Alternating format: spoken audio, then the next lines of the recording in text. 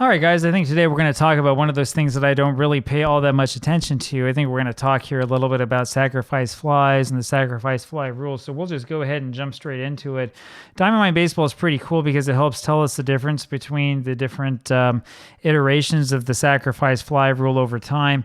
If you don't know this, and you, I think, can be forgiven for not knowing this, the rule around sacrifice flies has changed many times in the history of baseball.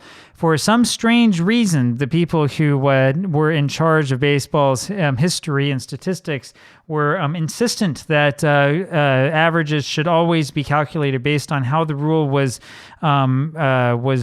decided at the time that the players played, and not based upon the present description of sacrifice flies, which creates a bunch of problems, as you'll see, obviously. So, from 1900 to 1907, sacrifice flies were simply not counted, right? So, in other words, it's just an out. 1908 to 1925, a batter who hit a fly ball that scored a runner from third was credited with a sacrifice, but these sacrifices were grouped together with sacrifice bunts into one category called sacrifice hits. This is one of the problems that we have with 1908, which is the season that saw more sacrifice hits than any other season in baseball history, right? The problem that we have is that it's difficult to tell how many of those are actually sacrifice bunts and how many of them are sacrifice flies. We can do the best that we can to reconstruct things and come up with the difference, but we're missing a lot of games. We can't quite get to the point yet where we can sort of, make an educated statistical guess based upon the sample that we've created, at least to my understanding. And so as a result, it's a little bit murky to know exactly what the numbers were, but this is the sort of thing that we can only overcome by doing the old retro sheet thing and hoping that some original score sheets have survived for the last 120 plus years in someone's attic. 1926 to 1930, batters were awarded a sacrifice if any runner advanced on a fly ball, and sacrifice bunts and flies continued to be grouped together in the sacrifice hits category, right?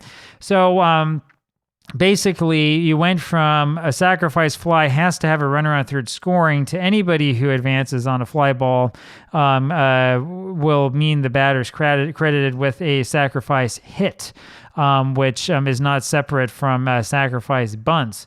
And the interesting thing I want to point out is that any idea you may have had that this would have had some impact on batting average or something like that, or on overall offense, falls apart when you realize that this period encompasses both 1908 and 1930.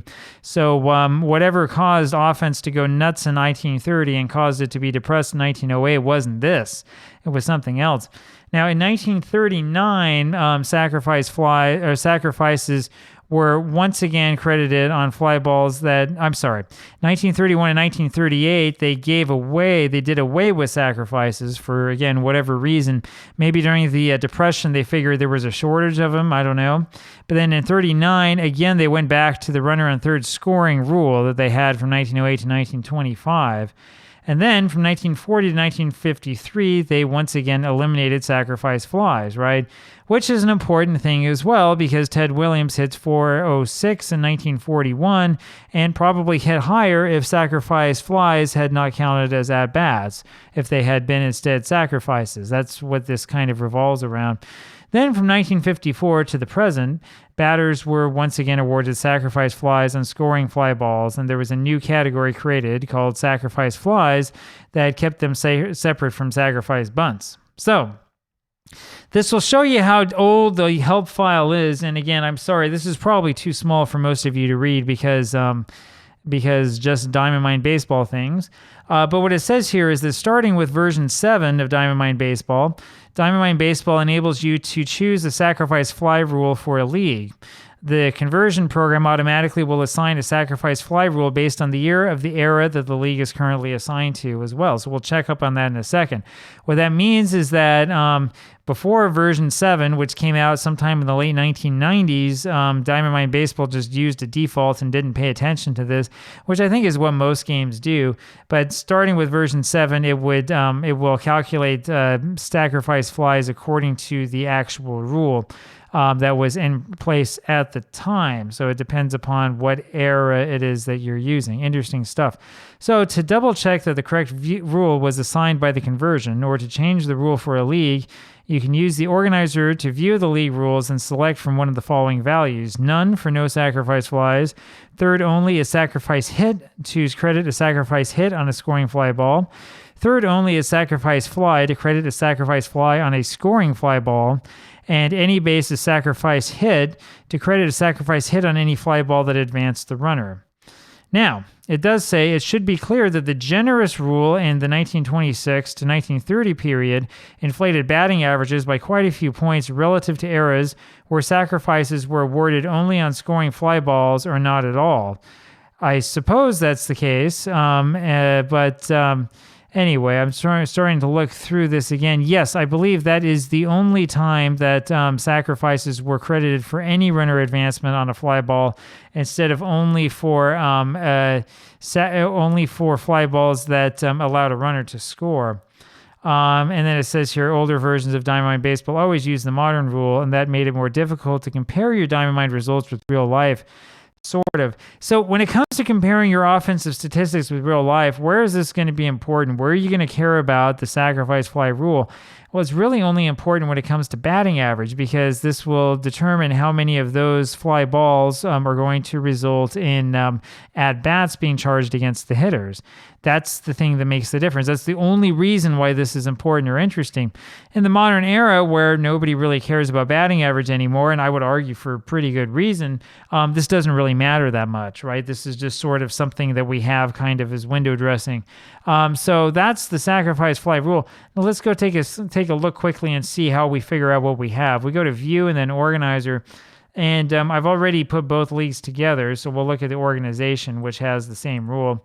We double click on that and go to Real Rules Options, and look at this. Sacrifice fly rule, third only as sacrifice fly. So even though we're playing in 1949, where as we just saw, sacrifice flies were not counted, we're using the modern rule. I'm not certain that I actually set that up that way or not. I may have, I might not have, I can't remember. It doesn't really matter to me. The difference in batting average itself is going to be negligible. It's not like you're hitting sacrifice flies left and right here, right? But that is the way that this is set up, and that's the way that things have shown up for us. So there you go. That's what the sacrifice fly rule is in Diamond Mine Baseball, and that's the way to understand it, and that's kind of where it comes from. It's pretty interesting stuff. It's always been amazing to me that people have gone back and have paid so much attention to this sort of thing. It's interesting to note that at some point in time, a sacrifice fly was seen as sort of like giving yourself up for the cause, whereas reality is that it's kind of a failure on the part of a batter. I mean, for the most part, you're not going up with a runner on third base trying to hit a fly ball that will score him.